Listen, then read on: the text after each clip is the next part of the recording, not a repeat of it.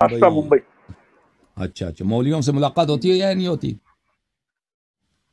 मौलवियों से मुलाकातें होती रहती है, मौलवी क्या मुलाकात करेंगे, मौलवी के पास तो एक ही काम है, जो अहले बैत की बात करे उस पे शियत का फतवा लगा दो या कुफर का फतवा लगा दो। अहले बैत की बात मत करो तो प्योर मुसलमान है। नबी सही के घर फरमा वालों की बात करे तो शिया हो जाएगा, काफिर हो जाएगा। सही फरमा रहे हैं, बिल्कुल सही फरमा रहे आप आपको भी आजकल बंबई में लोग बहुत सुन रहे हैं। हैं। अच्छा, क्या कहते हैं? हाँ, बहुत से लोग बताते हैं। अब क्या है, वो दोनों तरफ की बातें होती हैं, अच्छी बुरी। कुछ लोग मतलब कि आपके अहले तशय्यो में कुछ बताते हैं कि आप लोग अमेरिका के एजेंट हैं, कुछ बोलते हैं कि आप लोग एक कोई नया फिरका लेकर आ गए हैं जिसमें मतलब कि मरजयत को नहीं मानते हैं, फलाना धमाका। कुछ अहले सुन्नत जो हैं वो आप लोगों को सुन रहे हैं। हाँ, बहुत सारी बातें होती रहती। चलो ठीक है, बहरहाल ये तो जब लोग कोई काम करे पीछे बातें तो होती रहती, बातें हजार होती है, उससे बिल्कुल क्या करना है। बिल्कुल हमको बिल्कुल। तो हमको तो अपना काम करना है। जो लोग अहले बैत को नहीं जानते उनको बताना है, पंजतन पाक को नहीं जानते उनको बताना है, उनकी हकीकत बताना है। जी, बात ये हो रही थी कि अभी अभी तो मुद्दा एक गर्म है, आप देख रहे हैं, फिलिस्तीन और इसराइल का। इस पे आपके क्या मौकिफ है? देखें, इसराइल और फ़लस्तीन की जो जंग है ना, ये लाजमी बात है हम्म, कि इसमें ये शियों का कोई जंग नहीं है यहाँ पे। यानी हाँ, फ़लस्तीनी जो हैं शिया नहीं है, लेकिन मुसलमान हैं। उनके साथ जो कुछ हो रहा है, लाजमी बात है कि इसराइल, अभी देखें, उसने इसराइल ने अब कुछ लाख फ़ौज अपनी उन्होंने इकट्ठे किए हैं गज़ा के बॉर्डर पर, और वो ज़मीनी हम्म, हमला करना चाहते हैं, और कुछ दिनों से वो हवाई हमले भी कर रहे हैं। और वहाँ पे बहुत सारे हाँ, बेरहमी के साथ वहाँ पे बमबारी हो रही है। तो लाजमी बात है कि इस पे हम अफसोस ही कर सकते हैं। इसका तो कोई जस्टिफिकेशन नहीं है। गरचे ये कोई शिया जंग नहीं है, लेकिन हमारी हमदर्दी है हर वो मजलूम के साथ, हर एक उस शख्स के साथ जो बेगुनाह मरता है। और इसी तरह इसराइली भी गए थे, वो फ़लस्तीनी भी गए थे इसराइल के दरमियान। उन्होंने जो ऐसे अंधाधुंध फायरिंग किया, मैंने एक दो क्लिप्स देखे, वो भी अच्छे नहीं हैं। उससे इस्लाम की बदनामी होती है और फ़लस्तीनी काज को उससे फ़ायदा भी नहीं होता। मुझे एक बहुत बड़ा ताज्जुब इस बात से है कि अभी जो रिपोर्ट आई है कि ये हमला तो हुआ है ना, इसकी तो बड़ी तैयारी की गई है। लाजमी बात है, जो हमास ने हमला किया फ़लस्तीन पर, कई सौ लोगों ने, मुझे नहीं मालूम कि अदद। पहली बात मैं आपको बताऊं कि ये मेरा स्पेशलिटी नहीं है कि मैं अखबार वगैरह, जैसे जर्नलिस्ट होता है ना, वो खबरों को अच्छी तरह से जानते हैं। हाँ, हाँ, वो बहुत हर खबर को पढ़ते हैं, हाँ, और रिव्यूज़ को पढ़ते हैं, आर्टिकल्स को पढ़ते हैं, उनको बहुत खबर होती है। ये तो मेरा काम नहीं है। आप लोग जो अखबार में देखते हैं हाँ, उससे मैं बराबर। कमतर देखता हूँ, उससे मैं अब देखें, ये जो हमला किया है, कितने सौ लोगों ने हमला किया इसराइल पर, और मिसाइल, कितने हज़ार मिसाइल उन्होंने फेंके हैं इसराइल पर। और अल्लाह आपका भला करे कि ग्लाइडर के साथ इन्होंने हमला किया है, पर बॉर्डर इन्होंने क्रॉस किया, इसराइल के अंदर गए।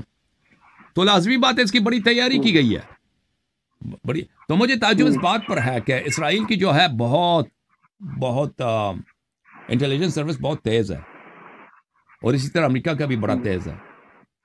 तो शुरू से भी लोग कह रहे थे कि वो कैसे हो सकता है कि इनको पता नहीं था। अभी जो रिपोर्ट आई है कि एक्सियोस में, बहुत अहम साइट है, उन्होंने वहाँ पे एक आर्टिकल था कि मिस्र ने 3 दिन पहले खबर दी थी इसराइल को, मिस्र के इंटेलिजेंस सर्विस, क्योंकि मिस्र और इसराइल की दोस्ती आपस में, उन्होंने खबर दी थी 3 दिन पहले इसराइल को ऐसा हो रहा है। तो उन्होंने ये करने क्यों दिया है? अगर उनको पता चल गया था, या मतलब उनकी जो है ना गलती हो जाती है, ह्यूमन एरर होता है, इंसानी गलती होती है कि भाई रिपोर्ट आया, रिपोर्ट को नज़रअंदाज किया, या ये वाकई ये चाहते हैं कि अभी देखें, एक दफ़ा तो इसराइलियों ने सन 1948 में फ़लस्तीनियों को निकाल दिया, उनकी अपनी जो आबाई सरजमीन थी फ़लस्तीनियों को वहाँ से निकाल दिया। मिलियंस के तादाद में, लाखों के तादाद में लोग आवारा हो गए। बहुत सारे लोग शाम चले गए, बहुत सारे लोग मिस्र चले गए, बहुत सारे लोग उर्दून चले गए, बहुत सारे लोग लेबनान चले गए। तो अभी जो हो रही है कि इसराइल कह रहा है कि भाई सब निकल जाओ यहाँ से, गजा से सब निकल जाओ। तो क्या इन लोगों ने, मैं नहीं जानता, मैं पुश्ते पर्दा किसी बात को नहीं जानता। अब इसराइल की बहुत बड़ी तैयारी है, कई लाख फौजी लेकर आए कि वो गजा पे ज़मीनी हमला करेंगे। और लाजमी बात है, ये इसराइल के लिए बहुत मुश्किल काम है, क्योंकि उसके फौजी शायद मर जाएं वहाँ पे, क्योंकि वो इतना बर्दाश्त नहीं करते, अपने जो ह्यूमन कास्ट होते हैं वो बर्दाश्त नहीं करते। वो जो इसराइली गवर्नमेंट है वो चाहते हैं कि उनकी कैजुअलिटीज़ बहुत कम हो। लेकिन मगर दूसरी तरफ दूसरों को मारते हैं, ये ये बर्दाश्त होता है। ہاں وہ برداشت کر، ان کو اس سے پرواہ نہیں ہوتی نا، وہ دوسروں کو مارتے ہیں وہ تو پرواہ نہیں ہوتی ان کو، اپنے آدمی کو نہیں مروانا چاہتے، لازمی بات ہے۔ اچھا تو مجھے جو لگ رہا ہے کہ ابھی جو کہہ رہے ہیں اسرائیلیوں کو کہ یہاں سے اسرائیل فلسطینیوں کہہ رہے ہیں یہاں سے نکل جاؤ، ہم بمباری کریں گے، اور بمباری کر بھی رہے ہیں۔ اور اب یہ کیا ان کے پاس یہ پلان تھا کہ یہاں غزہ کو کلیئر کر دیں؟ 15 دن پہلے یو این میں جو نیتن یاہو صاحب آئے تھے تقریر کے لیے، انہوں نے جو نقشہ دکھایا تھا اسرائیل کا جو نقشہ دکھایا تھا، اس میں ویسٹ بینک اور غزہ اسٹرپ شامل تھا، یعنی غزہ کو اس نے اسرائیل کا جز دکھایا تھا۔ ہو سکتا ہے کہ یہ مثلا ہاں جیسے دیکھیں بہت ساری باتیں ہوتی ہیں جو ان کے فائدے میں ہوتا ہے، کہ وہ ایک مثلا ان کے خلاف ایک دھماکہ ہو جاتا ہے، گورنمنٹس بہت تیز ہوتی ہیں اس معاملے میں، اگر ان کے خلاف کوئی وائلنس ہوتا ہے تو اس کا بڑا فائدہ اٹھاتے ہیں۔ اب انہوں نے پوری دنیا میں یہ جو کلپس آئے نا کہ یہودی بچے مارے گئے ہیں، یہودی مثلا عورتوں کو یرغمال بنایا گیا ہے، ان کے چھوٹے بچوں کو تو اس کا تو ان کا میڈیا تو پورے ان کے ہاتھ میں، آپ کو پتہ ہونا چاہیے، پورے نہ صرف امریکہ بلکہ پوری دنیا میں نیوز ایجنسیز وغیرہ، ان میں بڑا یہودیوں کا بڑا اس میں بالادستی ہے، تو اس کا پورا فائدہ یہ لوگ اٹھائیں گے۔ اب یہ شاید مثلا اس مسئلے سے فائدہ اٹھا کر، جیسے دیکھیں 1993 میں امریکہ میں ایک دھماکہ ہوا نا اوکلاہوما سٹی میں، اس کے بعد گورنمنٹ نے اس کا بڑا فائدہ اٹھایا، بہت سارے لاز جو پاس نہیں ہو رہے تھے سیکیورٹی میں اس کو پاس کرا دیا کانگریس سے، تو ہو سکتا ہے اس کا یہ بڑا فائدہ اٹھائیں اور بالکل کلیئر کر دیں غزہ اسٹرپ کو، یا حداقل اس کی بڑی کوشش کریں۔ تو مجھے جو لگتا ہے وہ، یعنی اگر میں ریئلسٹ یعنی حقیقت کو دیکھ کے آپ سے بات کروں، وہ یہ ہے کہ دیکھیں آپ کے یہ فلسطینی بیچارے ان کے ساتھ، دیکھیں مصر جو ان کے بالکل ساتھ ہے، بارڈر غزہ کی جو بارڈر مصر سے لگتی ہے، مصر کی گورنمنٹ تو ان کے ساتھ نہیں دیتا، مصر کے عوام فلسطینیوں کے ساتھ ہیں، لیکن مصر کا گورنمنٹ فلسطین کے ساتھ نہیں ہے۔ مصر کے گورنمنٹ نے بارڈر آج سے نہیں ہے، کئی سالوں سے ادھر سے کوئی چیز آگے نہیں جانے دیتا، یعنی آپ کے ساتھ بارڈر ہے، ایک مسلمانوں کا علاقہ ہے غزہ، وہاں پہ فلسطینی رہتے ہیں، وہ دو طرف سے محاصرہ ہے اسرائیل، یعنی وہاں کوئی دوائی چاہیے تو کہاں سے آتا ہے؟ اسرائیل سے آتا ہے، کھانا چاہیے تو کہاں سے آتا ہے؟ اسرائیل سے آتا ہے، کوئی بھی چیز، بجلی اسرائیل سے، پانی اسرائیل سے، بارڈر ہے مصر کے ساتھ، مصر ان کو کچھ بھی نہیں دیتا، یعنی وہ اپنے پیسے سے جا کے خریدیں، مصر سے امپورٹ نہیں کر سکتے۔ تو آپ کے جو عرب ممالک ہیں اس کے دیکھیں، مصر جو اتنی پاورفل گورنمنٹ ہے، اس کی اتنی بڑی فوج ہے پورے عرب ممالک میں، مصر کی سب سے بڑی فوج ہے، پاورفل فوج ہے، وہ سب اس فلسطین کے خلاف ہے۔ اس کے علاوہ ترکی کے گورنمنٹ ہے، اس کی بہت ہی قریبی تعلقات ہیں اسرائیل کے ساتھ، وہ دیکھیں ویسے ہمدردی کے لیے، اپنے عوام کو خوش کرنے کے لیے اور عالم اسلام میں اپنی مقبولیت بڑھانے کے لیے الفاظ تو صادر کرتے ہیں، لیکن عمل میں یہ فلسطینیوں کے لیے کچھ نہیں کرتے۔ اسی طرح فلسطین کے ساتھ جس کا بارڈر لگتا ہے وہ کون ہے؟ اردن، اس کے تعلقات ہیں اسرائیل کے ساتھ۔ سعودی عرب ہے، ابھی 2 مہینے پہلے آپ کا نیتن یاہو صاحب کا بیان آیا تھا، وہ کہہ رہے تھے کہ میں تصور بھی نہیں کر سکتا تھا کہ میرے پرسنل تعلقات ہوں گے سعودی کراؤن پرنس سے، اور ابھی یہ اعلان کرنے لگے تھے، یعنی ان کے تعلقات کے اسرائیل کو یہ ریکگنائز کریں۔ اس کے علاوہ آپ کا امارات ہے، کویت ہے، یہ تو پہلے ہی سے ان کے تعلقات ہیں اسرائیل کے ساتھ، یہ فلسطینی کاز کا دبئی نے تو باقاعدہ اعلان کر دیا کہ ہم اسرائیل کے ساتھ ہیں۔ ہاں تو دیکھیں ایک چیز ہوتا ہے نا کہ یہ عرب گورنمنٹس الفاظ میں جو کہتے ہیں نا میڈیا میں، اب آپ دیکھیں الجزیرہ کو دیکھیں، الجزیرہ بڑا سپورٹ کر رہا ہے، اور بہت سارے دوسرے عرب ٹی وی اسٹیشنز ہیں وہ سپورٹ کرتے ہیں فلسطینیوں کے، لیکن عمل میں یہ کچھ بھی نہیں کریں گے۔ تو پوری دنیا اسرائیل کے ساتھ ہے میرے عزیز میرے بھائی، سوائے کن ممالک کے، ایران اور روس وغیرہ، یہ جو ایک بلاک ہے ان لوگوں کی۔ چائنا بھی اسرائیل کے ساتھ ہے، وہ بھی روس کے، اس معاملے میں روس کے ساتھ نہیں ہے، اور آپ کے سب عرب ممالک اسرائیل کے ساتھ ہیں۔ تو فلسطین کے ساتھ کون ہے؟ کوئی بھی نہیں ہے۔ تو اس سے کیا ہوگا؟ اس کا نتیجہ میں یہی سمجھتا ہوں کہ جیسے 2007 میں حزب اللہ کے ساتھ لڑائی میں ہوا تھا نا، آخر میں حزب اللہ نے کہا ہم جیت گئے، وہ آ کے اسرائیل کیا کرے گا؟ اسرائیل پوری طرح تباہ کر لے گا غزہ کو، مجھے جو لگتا ہے پوری طرح تباہ کر دے گا، اور پورے انفراسٹرکچر اس کے تباہ کر دیں گے، ہاسپٹل سب خراب ہو جائیں گے، مثلا اسکول سب خراب ہو جائیں گے، گورنمنٹ جتنے اسٹرکچر خراب ہو جائیں گے، پانی کے فیسلٹیز ہیں جتنے بھی ہر قسم کے فیسلٹی وہ بالکل خراب کر کے چھوڑ دیں گے، اور لازمی بات ہے پوری طرح حماس کو پوری طرح وہ نہیں نکال سکیں گے، کیونکہ وہ ان کو پتہ، وہ جب لوگ چھپ جاتے ہیں وہ مخفی ہو جاتے ہیں، کیونکہ یہ تو وہ ہے نا گوریلا گروپ ہے، گوریلا گروپ کو لوگوں سے اس کا تمیز دینا مشکل ہوتا ہے، لیکن یہی ہوگا کہ بربادی ہوگی غزہ کی، بہت بڑی بربادی ہو، جیسے بہت بڑی بربادی ہوئی تھی نا 2007 میں لبنان میں، پورا لبنان جو ہے اس کے بریجز اسکولز وغیرہ تباہ ہو گئے تھے، لیکن اس سے کئی زیادہ ہوگا، اس سے کئی زیادہ ہوگا غزہ میں، اور میں نہیں سمجھتا کہ غزہ کے لیے ایران آمادہ ہے کہ اسرائیل کے ساتھ اس کی لڑائی ہو، میں نہیں سمجھتا اس بات کو، وہ ویسے دیکھیں ایران کی گورنمنٹ جو ہے وہ اپنے آپ کو پورے عالم اسلام کا لیڈر سمجھتا ہے کہ میں پورے عالم اسلام کا لیڈر، لازمی بات ہے، اس کے لیے اسرائیل فلسطینی جو کانفلکٹ ہے اس کے لیے یہ اپنے لیڈرشپ دکھانے کے لیے ایک بہت اچھا موقع ہے، اور اس کا یوز بھی کرتا ہے، اگر یہ اس کا یوز نہ کرے تو لازمی بات ہے پھر اس کی لیڈرشپ ہی ختم ہے، لیکن ایران بھی اچھی طرح جانتا ہے اس کی مسئلہ اسی میں ہے کہ اسرائیل کے ساتھ پنگا نہ لے، اور حزب اللہ کا بھی اچھی طرح جانتا ہے کہ اس کے مصلحت میں یہی ہے کہ اسرائیل کے ساتھ جنگ میں داخل نہ ہو، وہ ایک دو راکٹ مارے گا لیکن جنگ میں داخل ہونا مجھے بعید لگتا ہے، تو کیا ہوگا؟ تو جنگ میں داخل کون ہوگا؟ کوئی نہیں داخل ہوگا، مجھے نہیں لگتا کوئی داخل ہو سکتا ہے، یعنی اسرائیل سے لڑنے کے لیے کوئی نہیں آئے گا، ہو سکتا ہے میں غلطی پر ہوں، ہو سکتا ہے ایک بہت بڑا جنگ ہو جائے نا، میں تو مستقبل کو تو میں نہیں جانتا، مستقبل کو تو اللہ تعالیٰ جانتا ہے 100%، میں تو صرف یہ حالات کو دیکھ کر کہہ سکتا ہوں کہ یہ جو ایکٹرز ہیں یا ان کے مصلحت میں کیا ہے، تو مجھے جو لگتا ہے 75 سالوں سے حالات کیا ہے، تو مجھے جو لگتا ہے کہ جو چلے گا وہ وہی ہوگا کہ غزہ کے لوگ بے دفاع، ان پہ ظلم بری طرح ہوتا جائے گا، وہ مارے جائیں گے، اور پھر ایک بہت تباہی کے بعد اسرائیل فتح کا اعلان کرے گا، اور پھر حماس بھی کہیں گا کہ ہم جیت گئے، یہ بھی ہوگا، حماس میں آخر میں ہم جیت گئے، اس کے آگے اللہ جانتا ہے، اس میں مجھے یہی لگتا ہے کہ اس میں کچھ باتیں اس میں بتانا چاہتا ہوں، شاید آپ سنیں، میرے خیال سے تھوڑی سی میری بھی بات دل کی سن لیں۔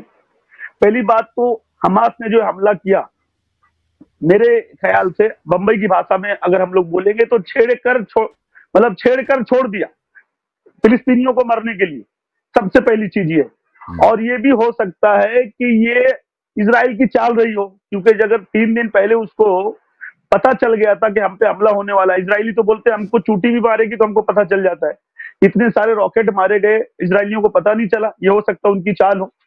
دوسری چیز یہ ہے کہ آج 75 سالوں میں سب نے صرف یہی کہا ہے کہ ہم فلسطین کے ساتھ ہیں، مگر ساتھ کسی نے آج تک دیا نہیں فلسطین، چونکہ برٹش نے جب یہ دونوں کو الگ کیا تو 58% زمین تھی فلسطین کے پاس، آج 12% بچی ہے، اگر یہ ساتھ دیے ہوتے تو 58% تو بچ جاتی تھی۔ مسجد اقصی، جتنے بھی عرب ملک ہیں سب بولتے ہیں کہ مسجد اقصی ہمارا قبلہ اول ہے، ہماری جان ہے، یہ ہے وہ ہے، اور ساتھ دیتے ہیں اسرائیل کا۔ مسجد اقصی کو اگر بچانا ہے تو فلسطین کا ساتھ دینا پڑے گا، تو فلسطین کا کہیں سے ساتھ بھی نہیں دیتے ہیں، اور مسجد اقصی کو اپنا قبلہ اول مانتے ہیں، سب کچھ مانتے ہیں، مسجد اقصی ہماری جان ہے، اور اس کے لیے نہ اپنے فوج کو اتارتے ہیں، نہ ان کی مدد کرتے ہیں، بے گناہ فلسطینی مارے جاتے ہیں۔ تو میرا ایک سوال یہ ہے کہ آپ کو کیا لگتا ہے کہ ایران مدد کر رہا ہے کہ ڈھونگ کر رہا ہے؟ دیکھیں ایران اس حد تک کہ پیسہ دے دے، کچھ اسلحہ دے دے، اس حد تک، اس سے زیادہ ایران تیار نہیں ہے کہ ہاں، کیونکہ ایران دیکھیں یہ کاز جو ہے نا ایران کے لیے بہت اچھا ہے، اس کے پروپیگنڈے کے لیے، وہ اپنی لیڈرشپ دکھانے کے لیے کہ میں دیکھیں ایران کے کانسٹیٹیوشن میں یہ ہے کہ ایران پورے عالم اسلام، خامنئی پورے عالم اسلام کا امام ہے، وہ ولی فقیہ ہے، ولی امر مسلمین جہان ہے، پورے عالم کے مسلمانوں کا وہ ولی امر ہے، وہ اپنے وہ جس دن فلسطین کے مسئلے کو چھوڑ دے گا تو اس کا مطلب یہ ہے کہ اس نے اپنی پوزیشن کو ابریکیٹ کیا، اپنی پوزیشن کو چھوڑ دیا، تو اس کے لیے اور کوئی دنیا میں اور کوئی خاص نہیں ہے اپنی لیڈرشپ دکھانے کے میں پورے عالم اسلام کا میں لیڈر ہوں، صرف یہی ہے۔ تو اس میں وہ اس کو دیکھیں مختلف ملکوں میں اب اس کے لوگ نعرے لگاتے ہیں، اس کی تعریف کرتے ہیں نا، خامنئی صاحب کی تصویریں لگاتے ہیں، تو یہ ایک اچھا موقع ہے اس کے اپنا یہ پوزیشن برقرار رکھے تاکہ اس کے چاہنے والے اس کی تعریف کریں، لیکن یہ صرف اس حد تک کہ کچھ پیسے دے دے اور کچھ اسلحہ دے دے کہ مثلا وہ حماس اسرائیل کے ناک میں دم میں اسرائیل کو تنگ کرے. اگر لوگوں کو رہنے کے لیے گھر نہیں ہوگا تو آپ ان کو پانی یا دانا اناج یا کپڑے دے کر کیا کرو گے؟ جب زمین ہی نہیں ہوگی تو لوگوں کے پاس رہنے کے لیے آپ کون سی مدد کر رہے ہو؟ جی آپ بات دیکھیں، اسرائیل دیکھیں فلسطینیوں کے حل کے طریق یہ ہے، یہ ایک شیعہ کاز نہیں ہے. شیعہ جو ہے اس مسئلے میں آگے بڑھنے سے فلسطین کو نقصان پہنچا رہے ہیں. وہ وجہ یہ ہے کہ جب شیعہ جو ہے تو سنی بھی کہاں آگے بڑھ کے مدد کر رہے ہیں؟ سنی کہاں آگے بڑھ کے مدد کر رہے ہیں؟ ایک بھی عرب کنٹری کوئی مدد کرنے آ رہی ہے؟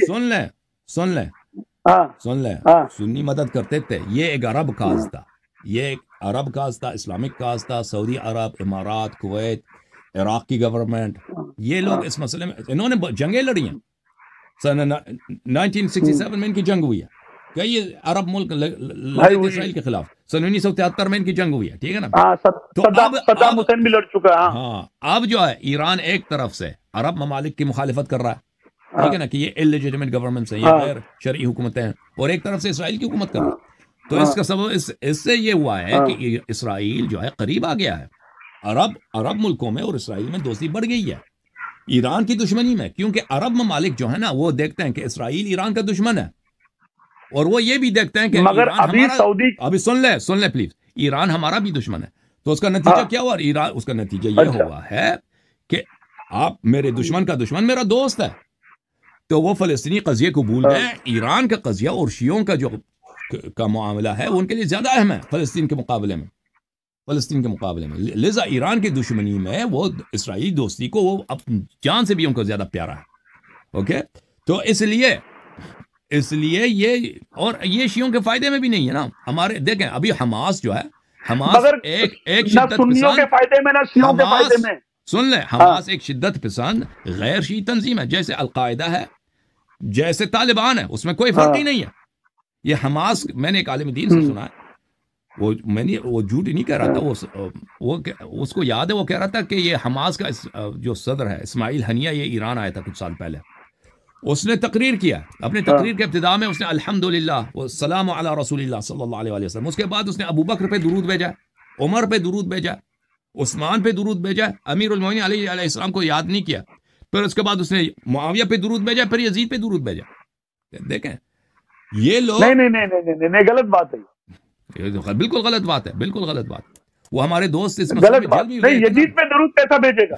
نہیں شام کے لوگ یزید سے محبت کرتے آپ کو جو تعلیم نہیں، شام کے لوگ نہیں کرتے ہوں گے، کرتے، اللہ کرے ان کا ٹھکانہ بھی یزید کے ساتھ ہو جائے، مگر یہ کھلے عام یزید پہ درود بھیجنا یہ تو غلط بات ہے. تو غلط بولا یزید کے لیے اس بات کو تو میں کانفرنس رکھتے ہیں، یہ کانفرنس رکھتے ہیں کہ اس کو امیر المومنین کہتے ہیں. آپ کیا بات کرتے ہیں؟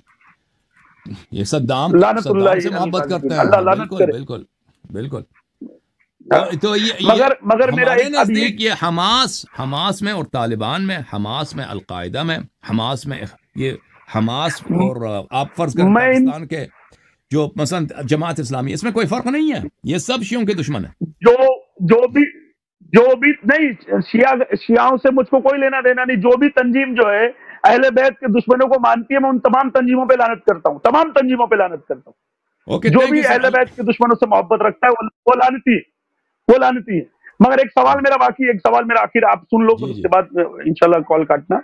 میرا یہ سوال ہے کہ آپ کا، میں نے بھی ایک بیان سنا تھا، اس میں آپ نے کہا تھا مسجد الاقصی وہ مسجد نہیں ہے، ہم اس کو مسجد الاقصی نہیں مانتے. مسجد الاقصی آپ نے بتایا تھا آسمان پہ کہیں، ایسا کچھ تو آپ نے بتایا تھا.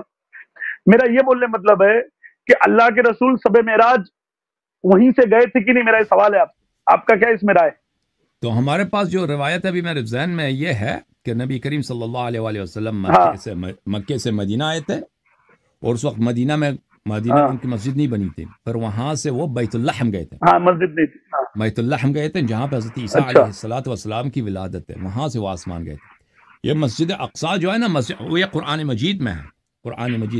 سبحان الذي اسرى بعبده ليلا من المسجد الحرام الى المسجد الاقصى الى المسجد الاقصى الذي باركنا حوله لنريه من آیاتنا. مبارک ہے وہ، بے پاک ہے، بے عیب ہے وہ خدا جس نے اپنے بندے کو ایک رات میں اس نے سیر دیا مسجد الحرام سے مسجد اقصی. یہ مسجد اقصی جو قرآن میں مذکور ہے، یہ مسجد اقصی یہ فلسطین نہیں ہے، یہ تو کون ہے؟ ڈوم افراق نہیں، یہ آسمان میں، یہ چوتھے آسمان میں. اب روایات اس کی بہت زیادہ. نہیں، ڈوم افراق کی میں بات نہیں کر رہا ہوں، مسجد الاقصی جو زمین پر ہے وہ کون سی ہے پھر؟ مسجد اقصی زمین پہ نہیں، آسمان پہ. یہ مسجد جو مسجد تو اللہ کے رسول ابھی سن لیں، آپ سن لیں، ابھی جو مسجد ہے نا جو ڈوم افراق میں وہاں پہ جو مسجد بنے اس کو عبد الملک ابن مروان نے بنایا. اور اس زمانے میں عبد الملک ابن مروان کے زمانے میں مکے پہ عبداللہ ابن زبیر کا قبضہ تھا. عبداللہ ابن زبیر نے اپنے آپ کو خلیفہ اعلان کیا تھا اور کہتا تھا کہ میرا دارالخلافہ مکہ ہے. تو اس کو عبد الملک ابن مروان نے یہاں پہ مسجد بنایا اور مسجد کا نام مسجد اقصی رکھا. مسجد اقصی کس لیے؟ اس لیے عبداللہ ابن زبیر کے مقابلے میں، عبداللہ ابن زبیر کے مخالفت میں، اور کہا کہ یہ مسجد اقصی جو قرآن میں مذکور ہے وہ یہ ہے، حالانکہ کوئی حدیث وغیرہ نہیں ہے کہ وہی مسجد اقصی ہے. اہل بیت علیہ السلام سے جو روایات ہے مسجد اقصی آسمان میں ہے، مسجد اقصی یہ نہیں ہے. یہ ٹھیک ہے مسجد ہے، مسجد عبد الملک ابن مروان نے مسجد صخرہ کس نے بنایا؟ یہ مسجد صخرہ وہی ہے نا، مسجد صخرہ مسجد یہ نبی کریم صلی اللہ علیہ وسلم نے نہیں بنایا.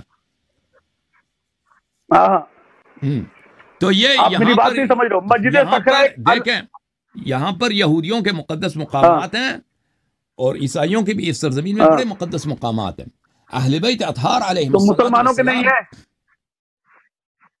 عرض یہ ہے کہ اہل بیت اطہار علیہ السلام نے اپنے شیعوں کو ترغیب نہیں دیا شام میں زیارت جانے کے لیے، بیت المقدس میں زیارت جانے کے لیے.